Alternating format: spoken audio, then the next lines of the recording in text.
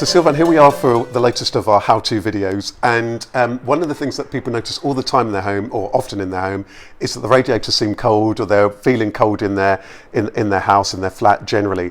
What could that be down to, and how do we then crucially bleed the radiators? We've often heard that we should be doing it, but we don't know how to do it. So we're hoping you're going to show us how to bleed the radiators and tell us why it might be feeling cold. Okay, so if you notice, as you say, that the house is not warming up as it normally does, one of the easiest things to do is to check the radiators, and if they feel warm or hot on the bottom part, but then if you notice that the top end of the radiators are feeling cold, it means that the hot water is not circulating and filling up the whole radiator, meaning that there's air trapped in the top. So then that's when you need to bleed the radiator, and it's a really easy thing to do. Well, so, can let you show us. Right, so the first thing you need is one of these. So you can buy these for 20 pence, I think, roughly, from any hardware store, and they're all standard, so they're on different types. And where will we find the thing that we're to unlock and the bit that needs to be bled? Okay, so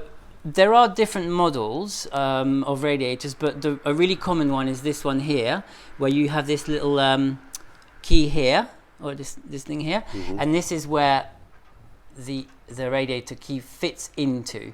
Okay, so before you do that though, just have a little tea towel ready, because a little bit of water will come out. And I can see you've got a bowl as well. I've got a bowl at the bottom just in case, but generally it's not going to be gushing out. Okay. It's only like a little drip. So what you want to do is you want to insert the key and you turn anti-clockwise. Now, if you haven't done this for a while, it might be a little bit stiff, so you have to maybe insist a little bit first. But so I'm just going to turn this, and there you go. I mean, you can see the water is coming out there because there is no air in the system at the moment. I'll just do that again just to catch it on the camera.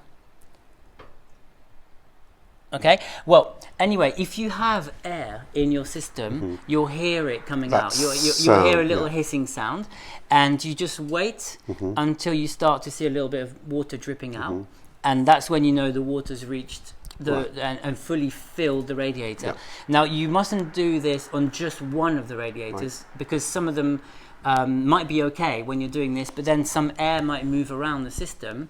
So you need to check all the radiators in the house. And I understand there's an order that we need to do this. As I understand it, you should do it from, if you've got multi-floor property, then you should do it from the top and work your way down.